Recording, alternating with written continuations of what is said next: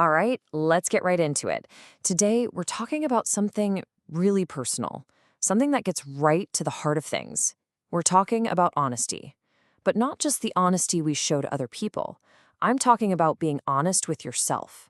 So let's just dive in. Let me just start by asking you this. Have you ever felt that little gap between what you're saying out loud and what you're really feeling on the inside? You know, that kind of quiet, maybe even uncomfortable disconnect. I gotta tell you, it's a feeling I know all too well. Yeah, this feeling, this disconnect. For me, the moment it all clicked came from a really unexpected place. I was reading some ancient scripture, and all of a sudden it just felt super personal. I was in the Psalms, and this one verse, wow. It wasn't just old words anymore. It was like someone flipped a switch and a giant spotlight turned on inside my own soul, showing me the struggle that, honestly, I hadn't even been willing to admit to myself. So here's the verse. It says, "Their heart was not steadfast with him. They were not faithful to his covenant." And man, it just hit me like a ton of bricks. I realized this isn't just a history lesson about some people from thousands of years ago. No way. This was about me. Right here, right now. And that led to this really tough but, well, absolutely essential realization. And here it is, the uncomfortable truth. I realized I was a habitual liar.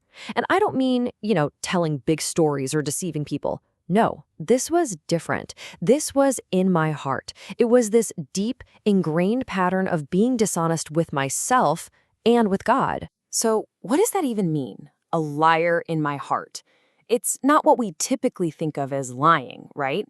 It's way more subtle. And because of that, it can be even more damaging. It's so helpful that we can actually put a name to this thing because I think naming it is the first step to dealing with it. We're going to call it habitual heart lying. And it's exactly that gap we started with. It's when our outward words, the positive things we say, the words of faith, the expressions of gratitude, when they just don't match up with our inward reality. With the doubt, the complaining, that deep, nagging feeling of distrust that's really going on inside. So what does this look like day to day? Well, it's this. We say out loud, "I trust God." But in the quiet of our own heart, the real question is he really gonna provide? Or we say, "I'm so grateful," but inside there's a voice just screaming, "Why is this so hard? Why is this happening to me?" You see, it's this huge internal battle. There's a really powerful image that describes this feeling perfectly. It's the idea that your lips are flattering. They're saying all the right things, all the pretty words, but your heart is just miles away. Totally checked out. Okay, so let's bring this home. How can we see the signs of this in our own lives? And look, let's just pause here. This next part is not about judgment. It's not about feeling shame. Not at all. Think of this as just a gentle, honest look inward, an invitation to just notice what's going on. So here's a question to just sit with for a second. When I say I'm happy or when I express gratitude, is my heart really in it? Is it actually rejoicing? Or is it just my lips kind of going through the motions? And again, the goal here is to be curious, not to criticize yourself. Just what do you notice? Let's get even more specific. There are some classic signs of a disconnected heart. Like maybe you've seen proof, you've seen God provide, but you still find yourself doubting. Or you're complaining even when things are actually okay, when there is provision. Maybe it's that feeling of your heart just being far away, Or maybe it's just this deep sense of distrust that you can't seem to shake. All of these, they're just clues. They're pointing to something. And what are they pointing to? Well, often these clues point to something even deeper. The word used is idols or fake gods. Now, we're not talking about little statues on a shelf. An idol is anything our heart desires more than God, more than truth. It could be comfort. It could be control. It could be the approval of others or success.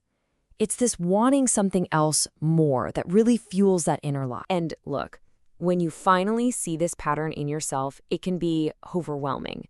Your first reaction might be something like this quote, "Oh Lord, what a wretched man I am." But, and this is so important, that's not the end of the story. That's not a moment of despair. That right there, that's the turning point. That raw, gut-wrenching honesty is the actual start of real change. Okay, so once you've seen the problem clearly, you can start moving toward the solution. And the best part, it's not about just gritting your teeth and trying harder. It's a path of grace. It's a path toward real, deep, authentic inner honesty. And the path forward is actually refreshingly simple. Just 2 steps. Step 1 is what we've literally just been talking about: honest self-assessment. Just acknowledging what's really going on in your heart and doing it without shame. And then, step 2, genuine prayer. This is about turning for help and really asking for a change of heart. Now, here's the real kicker. The solution to this heart lying isn't to just try harder to believe the right stuff. That's just putting on another performance, right? No, the real answer is surrender. It's about trusting more deeply that God can do the work in you that you just can't do for yourself. So what does that kind of prayer even sound like? Well, it might be something like this. It's not a demand, it's a plea. It's saying, God, please sustain me and help me. Help me be diligent to even see and then remove these idols, these things my heart is chasing after instead of you. It's a prayer for help to just re-aim your heart. So, if any of this has hit home for you today, please don't walk away feeling discouraged. I want you to see this uncomfortable realization for what it really is. It's a gift. Seriously, it's an invitation to stop performing and step into a deeper, more real, more honest relationship with God and with yourself. And I want to leave you with one final question to just carry with you. After all this, what's maybe just one hidden lie? One little disconnect between your words and your heart that you feel ready to face with total honesty and a whole lot of grace starting today.